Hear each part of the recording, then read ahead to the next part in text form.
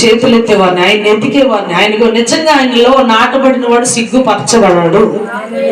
మనుషులు నమ్మించి మోసం చేస్తారు, మనుషులు ఫ్రెండ్లీగా ఉండి మోసం చేస్తారు, మనుషులు నమ్మక ద్రోహం చేస్తారు. కానీ దేవుడు నమ్మకంగా ఉంటాడు. నమ్మకంగా నీవుంటే హెచ్చిస్తాడు తప్ప తగ్గించడం.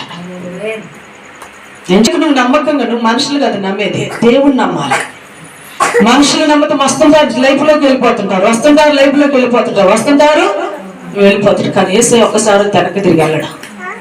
అందుకే ఆయన చేశాడు ప్రార్థన, నువ్వు నాతో ఉంటే లోకములు ఏది నువ్వు వెళ్ళిపోయేవాడు కాదు, ఎప్పుడు నాతో ఉంటావు. నాతో ఉన్నప్పుడు ఇంక కొరత ఏముంటది, నాతో ఉన్నప్పుడు ఇంకా కొద్దిలే ఉంటాయి.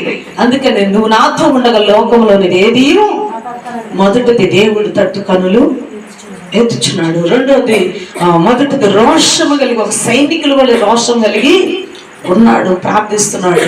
రెండోది సమర్పణతో కూడిన ప్రార్థన చేస్తున్నాడు. ఒకసారి సమర్పించబడితే మళ్ళీ వెనక తిరిగి, ఎప్పుడైతే ఈ సమర్పణ కలిగి ఉంటాడో, అబ్రహాము దీవించబడ్డానికి గల కారణం ఏంటో తెలుసా?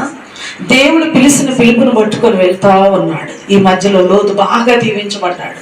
లోతుని నమ్మాడు అబ్రహాము, దాన్ని పట్టుకొని ముందుకి సమర్పించబడ్డామంటే బిడ్డ ఈ వెనకదులు చూడకూడదు.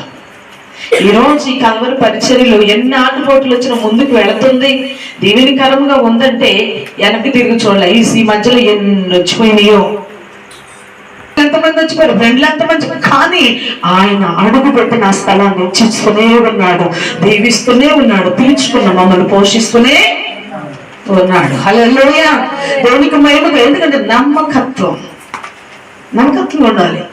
నేను ఎందుకు చెబుతున్నా ఈ మాట అంటే, తమను మీరు తీసుకున్న ఈ నిర్ణయం దేవుడు దీవించాడు. అయితే మీరు దీవెనకరముగా ఉండాలంటే మీరు ఇప్పుడు చూస్తున్నామమ్మా, మేము ఎత్తుతున్నామమ్మా, అది కాదు. సైనికుడు ఎత్తున్నట్టు ఎతకాలి. మీరు ఒక సాక్ష్యం అవ్వాలి అంతే. మంచి సైనికుడు ఎలా ఎదుగుతాడట? రోషము కలిగి కసి కలిగి ఎతకాలి. అప్పుడు దేవుడు మనతో ఉంటాడు, మన ప్రతి అవసరతలు ఆయన మనతో ఉన్నప్పుడు ఆయన అంటాడు, అందుకే నా జలములలో పడి వెళ్ళిన అవి నా మీద భారము. ఎవరు కలిగి ఉన్నారు ఇప్పుడు? చూడండి, జలములలో అంటే నిజంగా పేతురు ఆ ప్రభు నడుస్తున్నప్పుడు చూసామన్నాడు, జలములలో ప్రభు వెళ్ళాడు, ఆదరి నుంచి ఇద్దరికి